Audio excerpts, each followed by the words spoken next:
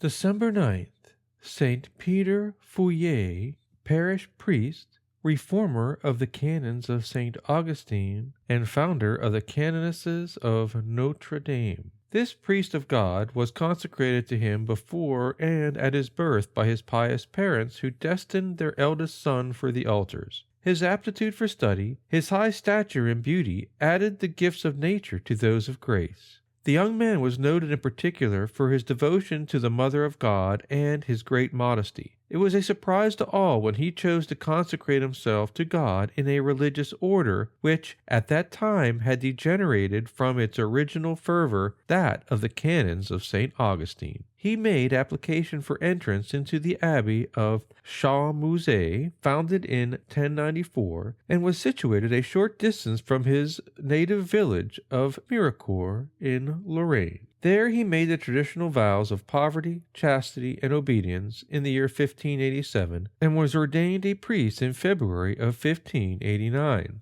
Before saying his first Mass, he passed several months of retreat in the exercises of prayer, penance, and tears. He was then sent to complete his theological studies at the University of Pont-à-Mousson, also in Lorraine. There, Father Jean Fourier, a relative who was rector at that university, directed him admirably. His progress in virtue and the sacred sciences placed him high in the opinion of the Cardinal of Lorraine and Bishop of Metz, who desired to have him in his diocese. He offered him a parish where his talents would bring him advancement, but the young priest, wishing to flee all honors, declined to return to his abbey. There, hell instigated against him a persecution. He was the brunt of threats and intrigues, and an effort was made to poison him, which did not succeed. For 2 years he lived in the midst of contradictions, without complaining in any way to his abbot, who seemed unaware of what was happening. He increased in patience and kindness toward his persecutors.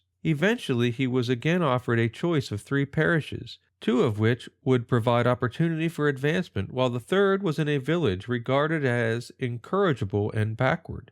It was the last one that he chose. The people there were prosperous, but more than indifferent to religion. The sacraments were neglected, and the feast days profaned. The altars were bare, and the church was deserted when he arrived. He began by assembling 2 or 3 families to talk them through the truths of the faith. He did not go to the banquets which followed the funerals and weddings, save to offer the prayer of blessing or make a short exhortation. He did not accept a housekeeper even when his own stepmother offered to assist him. He prayed for the greater part of every night, and never refused to go where he was called, at any time or in any season. So little did he need for himself that he was able to give alms and assistance to the poor. He desired to remedy the evils of the times by forming children of virtue, and Providence soon brought to him several young women who offered themselves for the instruction of young girls. Within the space of only a few years, 6 schools were founded in the region, and before he died, about 40.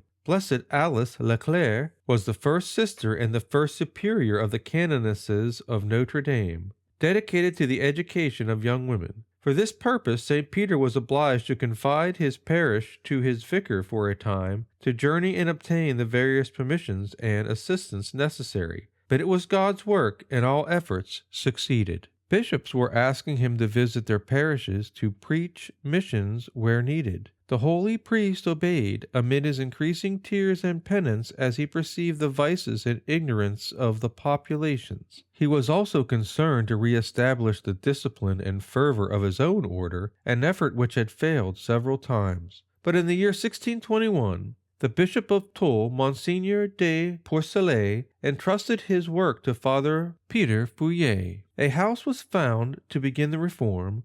The vacant ancient abbey of St. Remy and 6 excellent subjects were sent there under his direction. In 4 years, 8 houses of the order had adopted the reform. A superior general was named. For a time, Father Fourier was able to avoid that office, but when the good superior died, he was obliged to accept its function. Attacked by the devil, his influence distorted by false and defamatory statements, St. Peter's only response was to spread everywhere devotion to the Immaculate Conception of the Blessed Virgin. More than 2 centuries before the miraculous medal in 1830 and the proclamation of the dogma in 1854, he saw to the distribution of large quantities of the medal he had struck, on which were engraved the words, "Mary was conceived without sin." Saint Peter Fourier died in exile as an effect of the difficulties and political problems of the 1630s. In the year 1730, Benedict XIII published the decree of his beatification, and Leo XIII canonized him in the year